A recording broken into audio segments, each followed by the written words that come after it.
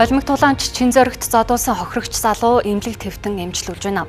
Харин бусдыг хэрцгийгээр зодсон чин зоригийг 461-р ангид сатуулсан талаар цагдаагийн байгууллагаас мэдээллээ.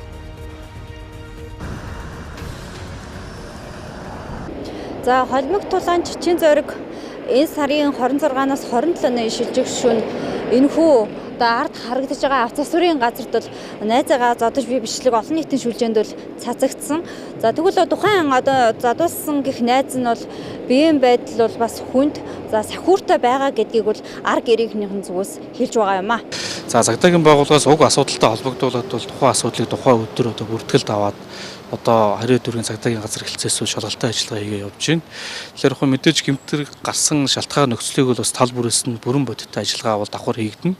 За дээрээс нь мэдээж гэмтэрэг үйлцэн этгээдийг олж тогтоох хэргийн сэтэл санаа шалтгаан нөхцөлийг тодруулах ажиллагаа бас мөн давхар хийгдэж явж байна. Тэгэхээр одоогоор бол тухайн гэмтэрэгт холбогдсон этгээдийг шүүхэмжшөөрлөг 48 цаг хугацаагаар бол боривчилсан байна. За өнөөдрөөс бас холбогдох үндэслэлд тулгуурлаад прокурорын байгууллагаас цагдаагийн байгууллагаас үргэлжлүүлэх хорихоор саналаа бас өргүүлээд ажиллаж байна.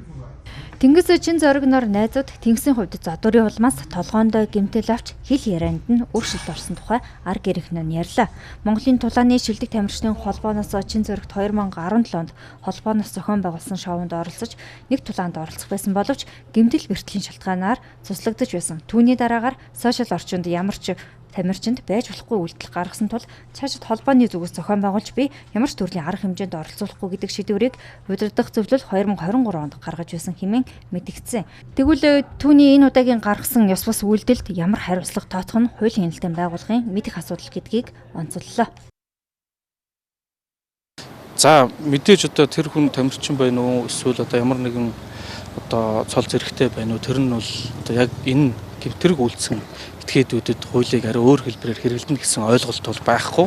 Тэгэхээр гэмтэрэг зөрчсөн үйлдсэн этгээдэд холбогдуулаад шалгалтын ажиллагаа явуулна. Тогтоогдсон нөхцөл байдал үндэслээд холбогдох зүйлчлэлийн дагуу шийтгэл оногдуулдаг, ял оногдуулдаг ийм тогтолцоо бол үйлчлээд явна л гэсэн үг.